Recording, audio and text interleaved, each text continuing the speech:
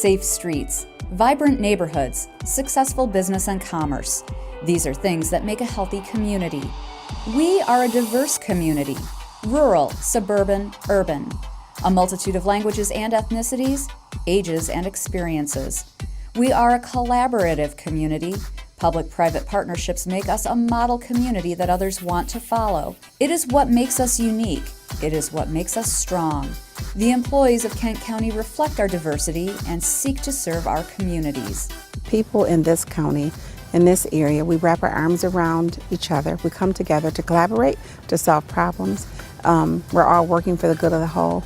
And I think that's wonderful. And you can see it. You can see it as you drive around Kent County. Our impact starts the day a baby is born and a birth certificate is issued, to protecting children from deadly diseases through vaccination, to the public safety and justice provided by law enforcement and the courts, to offering veterans services and caring for the elderly. Every day we work to keep our communities robust. I think if you are somebody who's interested in serving your community, in building a strong knowledge base and a good group of people to work with, then the county is one of your best employment opportunities out there. It's been completely rewarding in every way I could possibly explain for 26 years, and I feel like I grow every single day still today. Leading these dedicated employees, our 19-member Board of Commissioners and our County Administrator Controller, along with our elected officials and appointed department directors, placing emphasis on civic involvement, quality housing, vibrant neighborhoods, and strong, solid infrastructure to allow businesses to thrive. Professional, dedicated, collaborative, and innovative. Behind the scenes, collaboration between foundations, charitable organizations, nonprofits, for-profit businesses, public sector demonstrated through the county, the city of Grand Rapids, the townships, all the cities and the villages in our area. If we don't come together, then we will not have the strength that we have today, and I only hope to build upon that. Our aim is to make our communities the best they can be. We are involved in exciting development projects, sustainable recycling programs, and creative progressive prevention programming. We partner with elected officials, impacting policy ideas that become great achievements. We seek opportunities to reach out into the community and offer our services to help our residents make Kent County thrive.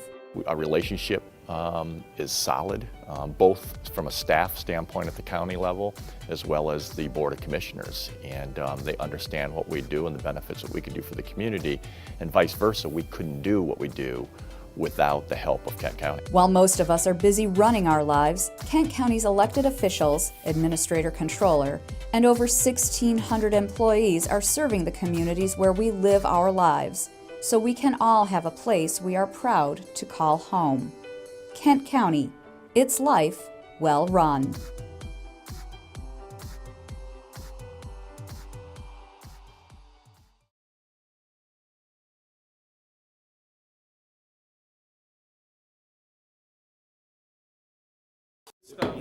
Here we go. Good morning.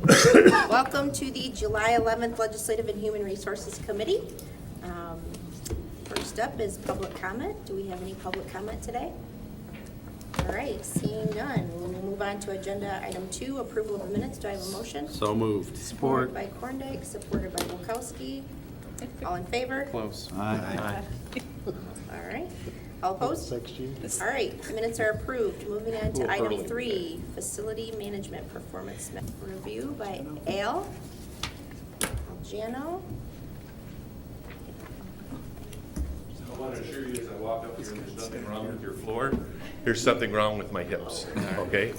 So, good morning, everyone. Thank you for permitting me to be here, commissioners and Wayman.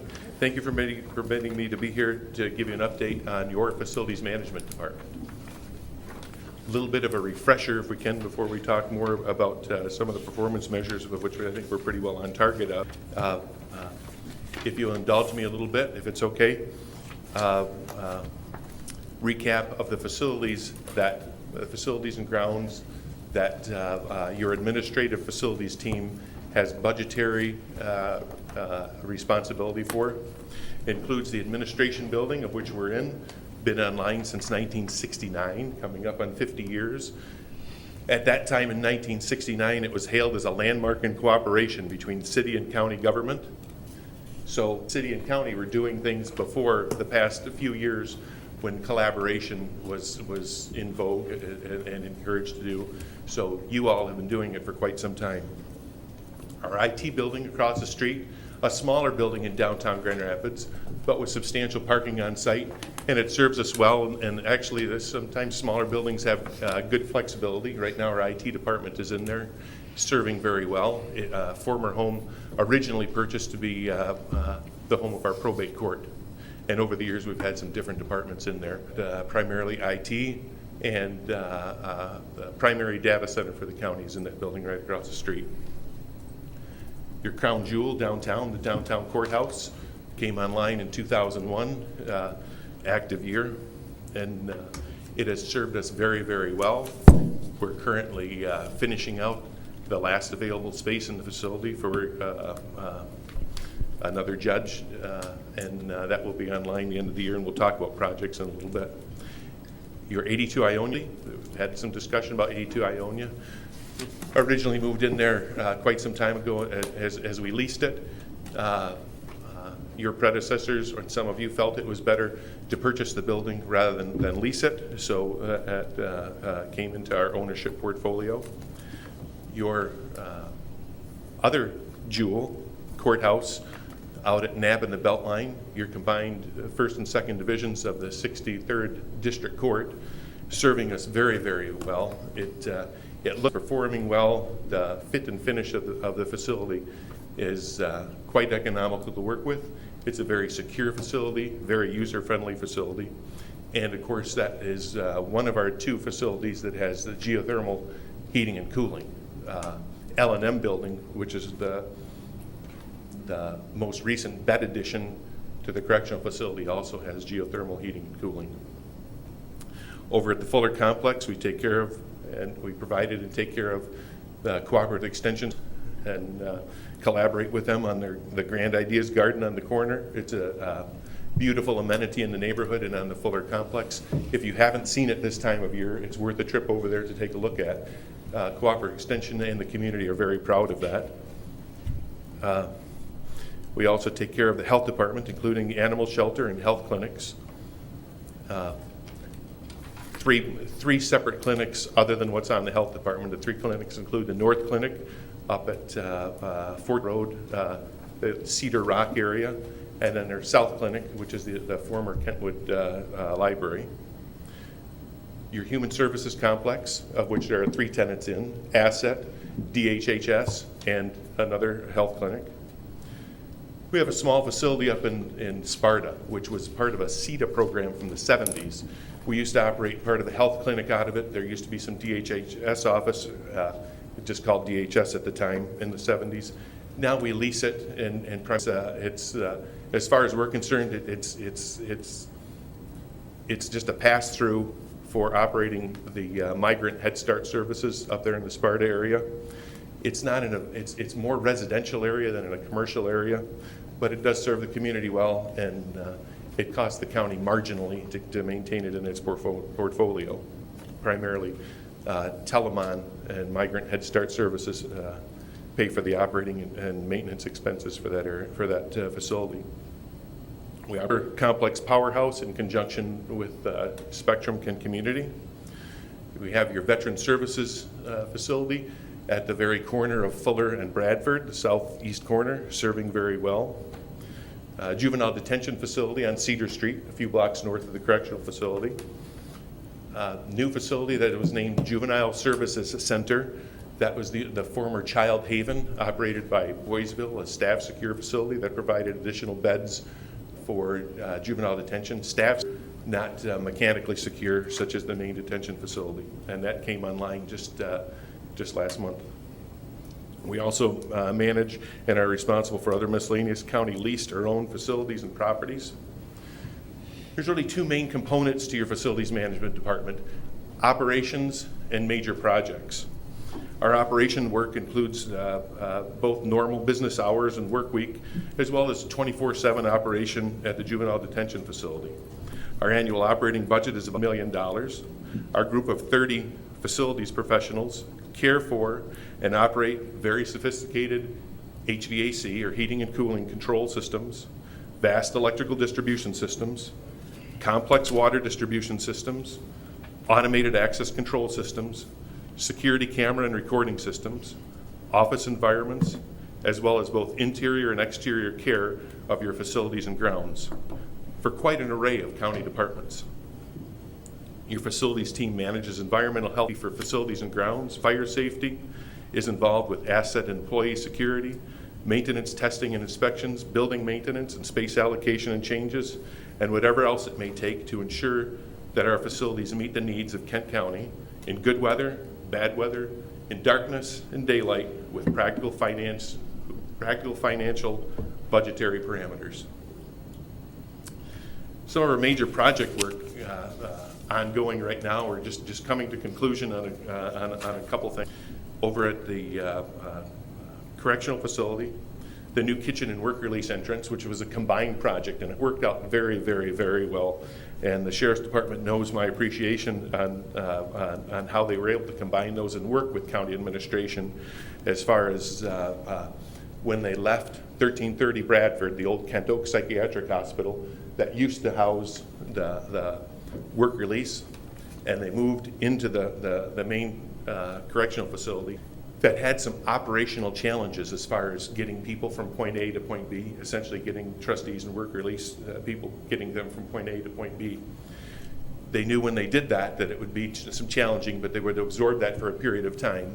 But certainly on the radar was to add a work release entry at some point. And then when we had the opportunity to redo the kitchen and help them out in that aspect, we were able to combine projects with a little give and take and a little understanding, a little patience, and some real good engineering and architectural work. It's turned out, I think very, very well.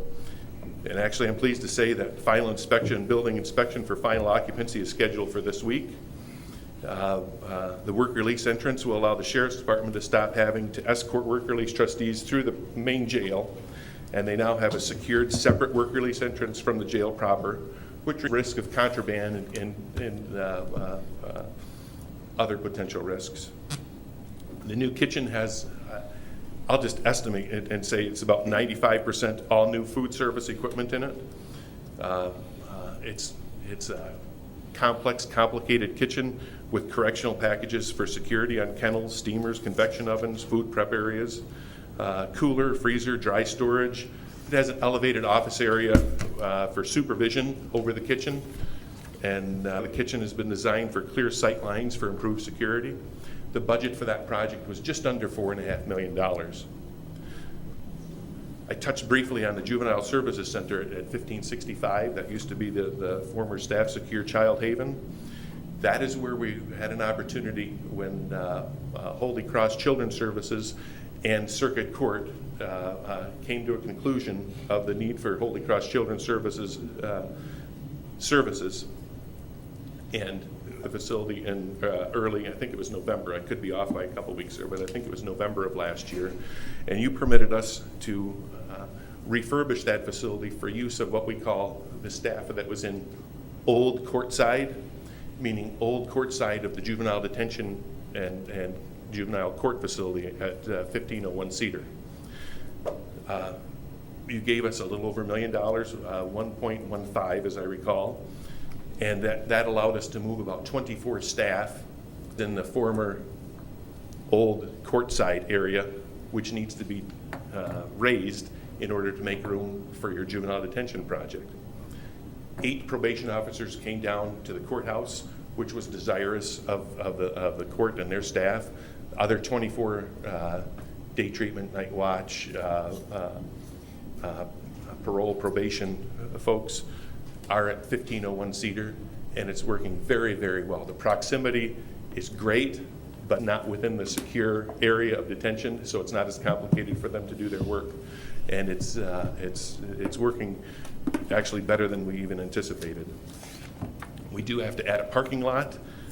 Bids are due the 18th of this month, and Building Authority, I think, meets the 20th of this month. And so by this fall, we'll have a parking lot to the east side of that. I think it's 32 spaces. They only had 8 parking spaces originally, so that's going to work out quite well for them. Again, the overall budget for that entire project was $1.15. Juvenile Detention project, that's your $20 million project. It's about a 3-year project. That is ongoing. We've had site preparation, mobilization, and utility work is complete, such as the site fencing is up, the sanitary and water tie-ins and reroute of various cablings, doors, controls, and networks. We severed the old court side off from the main juvenile detention facility. We had to establish a corridor of what remains secure and what stays online and what can be demolished. We relocated the DC2, Data Center 2. Data Center 2 was at actually in the core of Old Courtside. We relocated that to the lower level of the 1565, or the Juvenile Services Center building next door. That's online and working well. And IT did I can't say enough about how the cooperation was with IT and their patients. And I was pleased to see how they looked at that as an opportunity to say, hey, it's good practice in case something ever happened. And they pulled it off, I think, very flawlessly. Well, I know very flawlessly. We did some salvage work of some items for both auction or repurposing from Old Courtside. We did, there was some light asbestos abatement that had to be done. We did some early selective demolition the end of last month. And last week we started full demolition of the Old Courtside. The bed count from the 1960s and our 1995 edition for the juveniles was 79 beds. When this project is complete, we'll have about 98 beds. This new area will include a special housing unit to address the 17-year-old population that would be housed there as legislation proceeds through. We'll have an additional second gymnasium, but please know the gymnasiums are quite small comparatively speaking to what you might consider your high school or so. But we will have a second gymnasium because of the added population. We'll have a new central control security area with updated electronic security equipment, cameras, doors, controls, monitors, and energy efficient mechanical and electrical equipment. Mention a few things there. The project completion is scheduled for probably the end of the first quarter of 2019. And again, the budget for that is $20 million. Our last project that we're working on currently is a build out of the last 2 courtrooms across the street at Circuit Court. That's on the 6th floor. Remember when we opened that facility, a year after we opened it, we built out the south tower with 2 courtrooms. This finishes out the north tower of the floor. We added 1 judge. The laydown area is so restrictive within that occupied facility. It's so tight that it was highly recommended to us. It made a lot more sense to go ahead and do all the finishing for both courtrooms, even though we only needed 1 at the moment. But there was simply no laydown area, kind of painting ourselves into a corner if we didn't. So we went ahead and built out both courtrooms. Temporarily, we'll only set up the one with all technology and such, and we'll lag technology for when we need it on the other side in the future. Budget for that is just under $3 million. Overall, we operate and manage about 1.3 million square feet. You'll see our performance measures are pretty well on target, as they usually are. Essentially, we have the responsibility and pleasure of providing facilities of most other county departments who present their respective performance measures to you, and thus permitting, such as, for example, the health department and its clinics and animal shelter provide immunizations to children, conduct health and environmental compliance work, take in stray and unwanted pets and adopt them to loving homes. It allows our court systems to deliver fair and equal justice. We provide an environment where juvenile detention hopefully fosters good behavior in the future. friend of the court can assist as child support custodian. Our Bureau of Equalization can conduct orderly and accurate property appraisals. County clerk can process voter registrations, oversee elections, protect county court records, death, birth, and other vital records. Such a list goes on, but my point is that we really do need to provide some diverse and dynamic facilities for these departments to function as they require. We appreciate the confidence you have in us, and will continue to do our best to never let you or your constituents be disappointed in your Kent County facilities. I'm sorry I took more than this. I don't have any time for any questions. Good to see you this morning. Any questions? Commissioner Bonk. Thank you, Chair. Al, your staff really makes you look good, I can tell you that. And I need all the help I can. Yeah, I know that. Especially the older I get, I need all the help I can. Under operations, I know over the years that you put new windows in and heating, cooling, lighting and whatnot. How far along are we on that matrix of doing that kind of work? Are we 90% completed, or there's a couple of buildings that need to be looked at? Or You know, I don't know if I could say exact percentage, but I will say, and I always get a kick out of it, you don't see it so much the past couple years, but I'll say a few years ago and prior to that, Grand Rapids Business Journal, MI Biz, you'd see articles, and I'm not faulting anyone, I'm just pointing out that there was a cheering to say, look what this organization is doing, or look what that company is doing. They're doing this with heating or cooling. They're doing this with energy efficient lighting. They're doing this with energy efficient windows or roofing materials or insulation. Folks, you all have been doing it literally for decades. There's that song, Country, when country wasn't cool. You folks have been doing it for decades. We had a very unique opportunity, 2000, oh crap, I can't remember the exact year. tell me what it But was. I'll say about 6 or 7 years ago. Far Yeah. enough that I could remember. But it was some stimulus funding from the Obama administration. It was grant funding, and that enables us to put a project that we couldn't quite justify with the energy efficiency for windows in this facility. You know, there's 420 windows in this facility. There's 1,400 lights in this facility too. But we were able to, as we constructed new facilities, Energy Star and energy compliant heating and cooling packages. Look at L&M building, geothermal heating and cooling. Look at your 63rd District Court. I think our highest gas bill for that facility is like, I could be off by a few dollars, but like $200 in January. Now we have a little electric bill because we're running pumps to move it cold out and bring the heat in. But you have all done very well and can be very, very, very proud of your energy efficient standing. Thank you. No, thank you for that opportunity. Good. Commissioner Bukowski. All right, thank you, and thank you, Al. I too have always been appreciative of your excellent work and the work of your crew and keeping things in great shape, and always your help in wandering around buildings with us and such. I remember going to the basement, which used to be the empty courtroom, right? It was the upstairs basement, storage room. That being said, a couple quick questions. One following right up on the energy efficiency.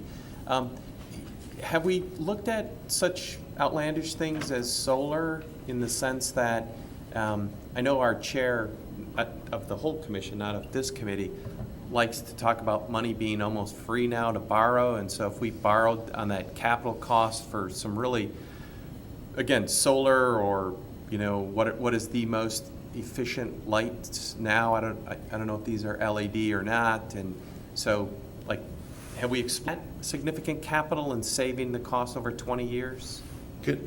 Consumers Energy and DTE Energy, they do it commercially and they do it residentially to you. You'll notice on your bill, I can't remember exactly how it's on there, but something to the effect of, and I'll paraphrase these words, these are probably on your bill, like some cents or a small dollar amount. I understand it's relative, but at home it could be a very small amount relative to your expense. for energy conservation and so on and so forth. And that provides rebates for us, such as every project that we do, literally every project that we do, we get some type of rebate, either from DTE or Consumers Energy. At one time when we did the chillers, it was a massive project, but we got literally hundreds of thousands of dollars back when we did the chillers at the Craigly and Sheriff's Department. We take advantage of that. With respect to solar in particular, without substantial subsidy, the payback isn't there, and we try to look at less than 10-year payback. We haven't gone beyond 10-year for the payback. That might be something we continue to look at. We have been very fortunate here in Michigan in that, granted, July and August, we do a lot of cooling in our facilities, but in Michigan here, we do a lot of heating in our facilities. And natural gas has been very inexpensive. Yeah, very inexpensive. So we've done well with that. While we can't control the cost of electricity, we relatively control our consumption of that electricity. So with the automated control systems that you put in, we have setback temperatures in this facility. An hour before you got in here, it would have been quite warm, and you all have been in this room at 9:30, and you'll hear it go quiet. It goes off at 9:30, and then hopefully we're done by 10 or so. And but yeah, the annotation measures have helped a lot. All right, thanks. No, thank you.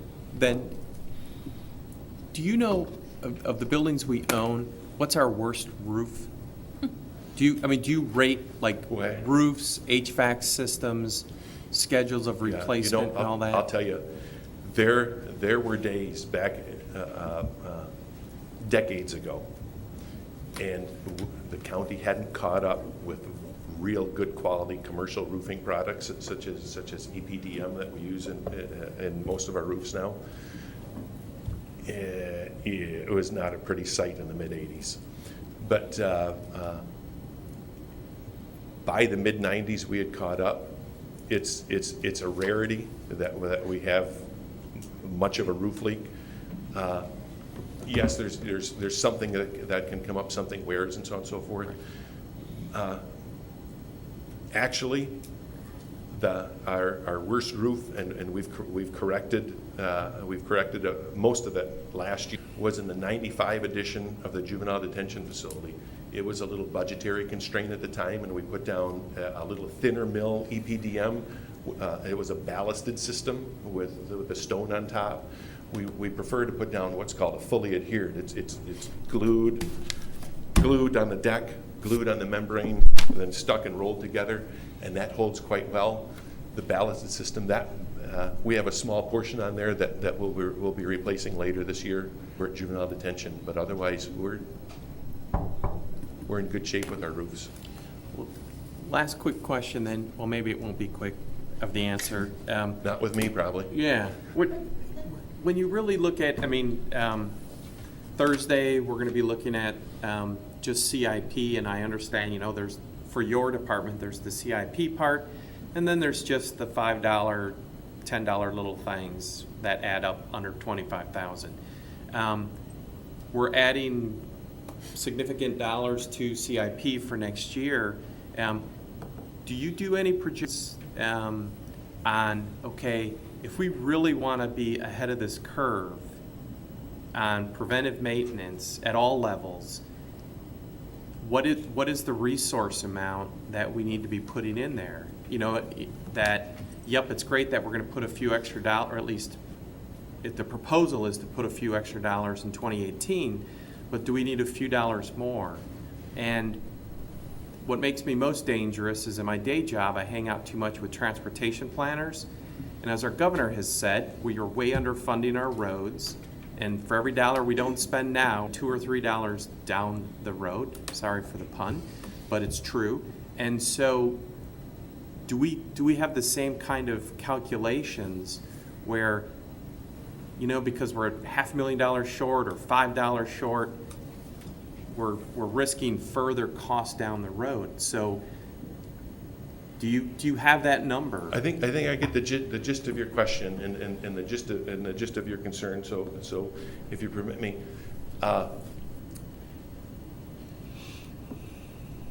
we don't have significant challenges and problems. I don't want to. It hurts me some, but I am an adult and I will be practical. We do have some facility challenges.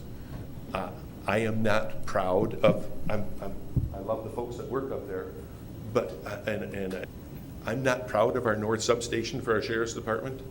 It wasn't designed to be the way to be what it is in 2017.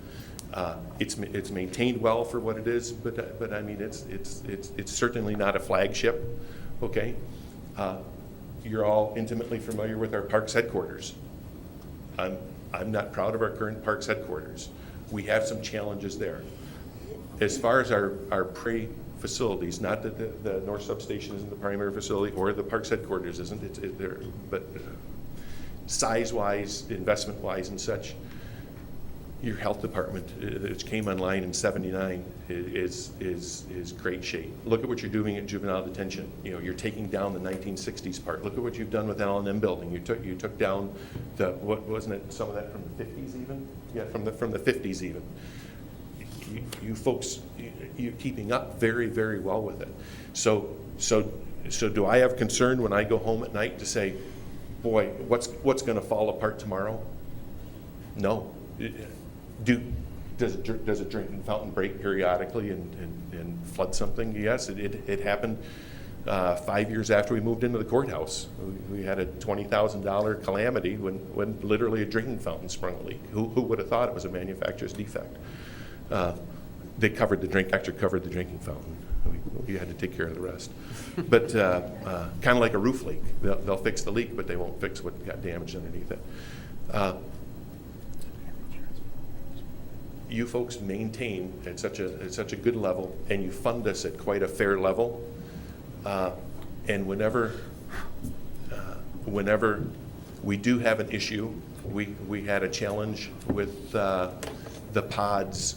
I'll say 3 years ago. I could be off on that, but there was a construction issue with the pods at the correctional facility where the brick was loose. And I brought that to administrators' attention and fiscal services attention, and you folks allocated money to be spent to fix that. I think it was an $800,000 fix. But we keep on top of things. We try to be proactive.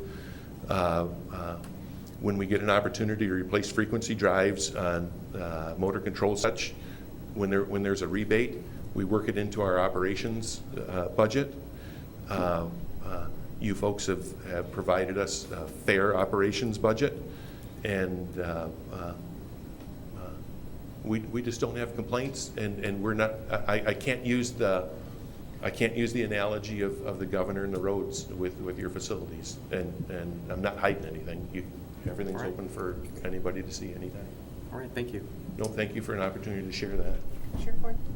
Thank you, Chair. I just wanted to take an opportunity to thank you for everything you do for Kent County. I was fortunate enough to spend 4 years on the Kent County Building Authority, 2007 through 10, and did a lot of projects with you and your staff. And the way that Al and his staff go about putting buildings up along with the Building Authority is pretty impressive. They do a heck of a job, and their goal is to come in on time and under budget, and they pretty much do that every time. And finally, I thank you for the passion that you bring to your job. I really love seeing that in our employees, and thank you for that and everything you do. You folks all permit me to do it, so thank you for sharing that, and I thank you for the opportunity on behalf of me, because trust me, the remainder of our staff is well, maybe not quite as vocally enthusiastic as I am, but they're all quite enthusiastic, and they appreciate. We have a unique blend of staff, but they all have a passion of helping others, and I think that's I really enjoy that. Thank you. Commissioner Breedy? Thank you, Chair. I just wanted to echo Commissioner comments. I appreciate your passion and knowledge for all the nooks and crannies and the various buildings that we have. You're a good resource for that. I do have a question though. Back in December, Grand Action, they had a study come out that was a destination asset study. I don't know if you're familiar with that or not, but one of the midterm priorities, not long-term, but midterm, was acquiring land for the convention center. And they talked about acquiring land either north, which would be the post office, or I think to the east, whatever direction. But they talked about the post office or the Kent County Grand Rapids buildings. And ideally, they were aiming towards the city-county building. And I'm just curious, since it is not a long-term priority, but a midterm priority, if you have been in communication, if you're at the table, your thoughts on this idea. The administrator's office has been in contact a lot with Grand Action, especially as we embark, and you see a part of our CIP program is replacing the main components of the heating and cooling system in this building and City Hall, which is essentially a $10 million 3-year project. It's a substantial investment. But of course, these are substantial buildings too. There's a lot of square feet here. So before that project commenced, there was some discussion to say, hey, it's essentially what the engineers had, between city facilities, county facilities, and the engineering team that we had hired to do our evaluation work and preliminary work, the investment cutoff would be if the city and county are going to be here close to 10 years, we really need to do this project in its entirety. If we were going to be here 3 years to 5 years, perhaps dial that $10 million project back a little bit. We've had every reasonable assurance that we'd be here at least 10 years. So 10 years is kind of the timeline in your mind for a potential project? I think in the next, this is conjecture, because times change, economies change, society changes, but conjecture on my part, as we near 10 years, there might be discussion to say, hey, looking on the planning horizon, maybe it's 15 years from today, which will be 7 years, 8 years from now. Right. Or maybe it will be, maybe there will be substantial discussion 7 years from now to do it 4 years from then, which would be 11 years from today. But my main concern was, if we're going to be here 10 years, we need to do it, because we can't occupy these buildings without heating and cooling. Yeah, I just think we need to keep that idea in consideration. Absolutely. As we consider the sale of other county resources. There was also some consideration originally to perhaps go west over the river. Mm-hmm. They've abandoned that with the thought of putting in the rapids and such and not having darkness and such. So the thought was to go north or east. Time flies, and you all will be making some of those decisions maybe 10 years from now or more. Commissioner Steck. Thank you, Chair. Good morning, Al. I want to explore a couple of things. First is on the courthouse. We process of building out 2 courtrooms. What space, if any, is still left in the courtroom once you complete that process? In the courthouse? And I'm sorry, we have courthouse. Since we've moved in there, we've had the north tower, the north tower 6th floor to use for, hey, here's some extra seating, here's some extra paper towel, here's some staging for equipment, assembly of such. And then on the 5th floor, we had a small storeroom. We had to liquidate a lot of our storage of things and move out of the facility and just jam cram the 5th floor. If you were to say put another courtroom in there, no. Well, I guess that's part of my concern. We all know that Kent County is growing, one of the fastest growing counties in the state. The SCAO is likely to be pushing us because as population, the inevitable need for courtroom space is sort of corresponding with that. So it seems to me we're not that far in the future, and we'll be looking at the pressure to add additional courtroom space in that building. And what you're telling me is that we're out of space to do that. And if we are, what's Plan B as we get to that point? Some judges may not appreciate my saying this, but we have to be practical, because let's face it, we're probably not going to Commissioner Breevy's point, we're going north, south, east, or west over at the courthouse with some type of expansion. I'm not saying that that's totally out of the question. However, right now, and you're intimately familiar with it, judges have their courtroom. Other municipalities, other counties, other jurisdictions, large, they're booking time like a conference room, and I think we have substantially to use courtrooms as courtrooms, not as just one judge's courtroom, and maybe make up some time with that.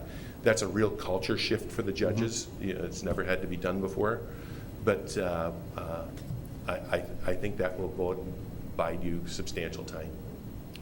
That was discussed back in the late '90s as far as what happens after you build out the 6th floor. What's next? Then you get to compression of use. Compression of use for the courtrooms. Well, that's a conversation that will take some effort and some consistency by you and others, if that's where we're heading. I think we're quite some time away from that. You think we are? Yes. Okay. What's the 61st has how much space there? The city court? Yes, 61st district. 40%. So of course, things change. Jail population goes up and down over the decades and so on and so forth. We've all experienced that. And caseloads change a little bit. There might be an opportunity to if a 61st district court caseload goes down, maybe there's an opportunity to share some of that courtroom again, such as the one we're borrowing right now as we build out. But we're committed to making that space available to the 61st district court. So another subject I wanted to just explore a little bit with, if I might. You know, we have, since I've been on the commission, there's been a number of authorities that have moved forward. We continue to look at that as a strategy for managing some of our primary responsibilities. Do we, as these authorities take on their own role, their own responsibilities, do we have any structured arrangement with the authorities relative to facilities? Are you speaking like the aeronautics and zoo? Aeronautics, CMH, you know, they all have their own space issues. They have their own ness of square footage. Do we coordinate that in any effective way?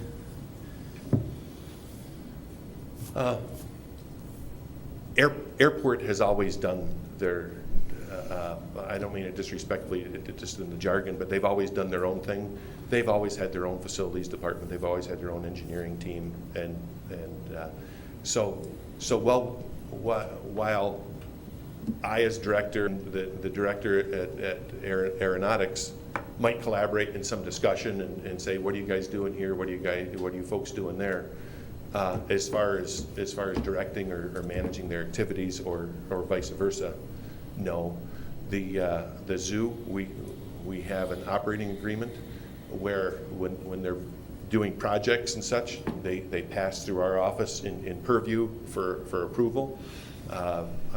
Generally, it's just keeping items that need to be addressed, as such as, you know, we need copies of something for files or some cursory review. The facilities director at the zoo does a fine job at that. CMH, now Network 180. The collaboration that we have with them is out on our Fuller complex. Now they also lease some space, you're aware, at Eagle Crest, okay, on the Beltline. Mm-hmm. Network, when they do a project inside their building or outside, such as when they expanded a few years ago and did their addition, we collaborated and did some assisting with them and gave them blessing as far as where their footprint would be. we're having some discussions now as far as helping them. Matter of fact, our office, our project manager, helped them select an architectural and engineering firm for their next phase that you're aware of, that to do some remodeling inside, and it might, when the engineering study is done, it might even affect the outside of their facility. So we collaborate with them. Yeah. And that seems to be my experience, but that's voluntary collaboration. As we look at the 82 Ionia issue, one of the things that we're looking at is what other space is out there, what space is available, where can you move people around? But none of that analysis includes what the authorities have within their portfolios. And I'm just wondering, do we engage in a structured analysis that says we know that this authority has this much space needs or this much capacity, this authority has that, because you say Network 180, because we're sitting on that board, I know they just went through a large expansion. They released or released a lot of extra space. At the same time, elsewhere in the county, we're looking at excess space. So that's the kind of coordination I'm wondering, whether that's structured in any way or it's all purely voluntary. It's not. Well, again, the structure that's in there is such in the lease and use agreement with the okay, that collaboration is structured. Mm-hmm. As far as working with Network 180, there is a structure there because of the lease that they have for the property that they sit on, the existing county property. Fuller campus. Yeah, at Fuller. So yes, that is structured to a degree. We usually go above and beyond in assisting and working with them. And there's even been some discussion about as they go through this next process, they might need to do a little bit something in how they manage their facility at Fuller, and they've asked us if we might be interested in some collaboration in servicing them. And so, but that would be voluntarily. If we did it, there would be an exchange of costs, to help cover our costs. But they don't have a lot of need over there. If we used authorities as tenants in buildings where we have bonds, that would be a qualified, wouldn't it, for purposes of the bonds? I'm not qualified to speak on that part of it. Yeah. Thank you. Okay. No, thank you very much.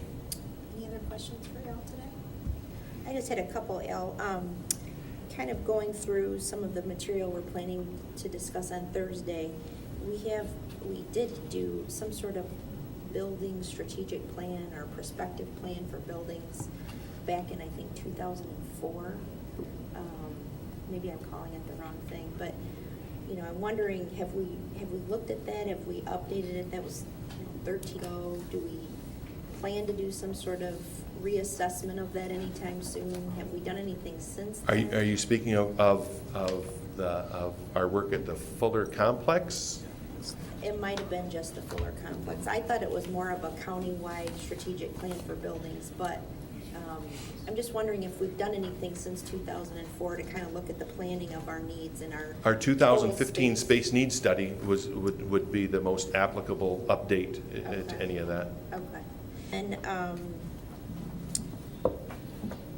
I had another question. Okay, I will just go with that. Any other questions? All right, thank you all for all you do. Appreciate it. Thank you very much for your continued support for all of our team. Appreciate it very much, and for your patience in me sharing this morning. Thank you. All right, we're going to move on to item 4 on our agenda, Commissioner Miscellaneous. Do we have any miscellaneous today? Commissioner Breeden? Thank you, Chair. A couple items to mention. On Wednesday, next week, Wednesday at 1 o'clock, we have the lead task force in this room, and we'll be hearing from Lieutenant Governor Calley on some of the state's recommendations and the report that they came out with. And then also next week, Thursday, you guys all got something in your mailbox about the Cedar Springs Dental Clinic. Love to have you all at our opening for that. That's a great facility. We have one down on the south part of the county, but there's definitely a need for that on the north side. So happy to open that and would love to have you at the grand opening. Any other Commissioner Miscellaneous? Commissioner Ponstein? Thank you, Walter. This past week, the city of Granville had a visitor arrive in our town. Just wanted to thank all the people that assisted to make him feel safe in our town. I'd like to appreciate our sheriff's department, but neighboring sheriff's departments and cities, and fire departments, and the state police that made that go off seamlessly.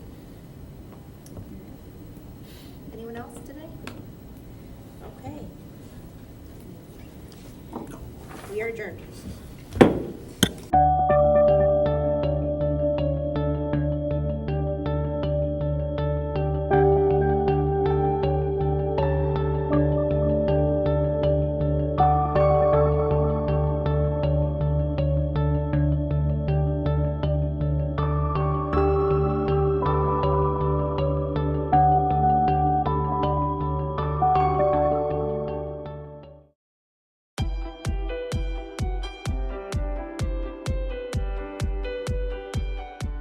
Safe streets, vibrant neighborhoods, successful business and commerce.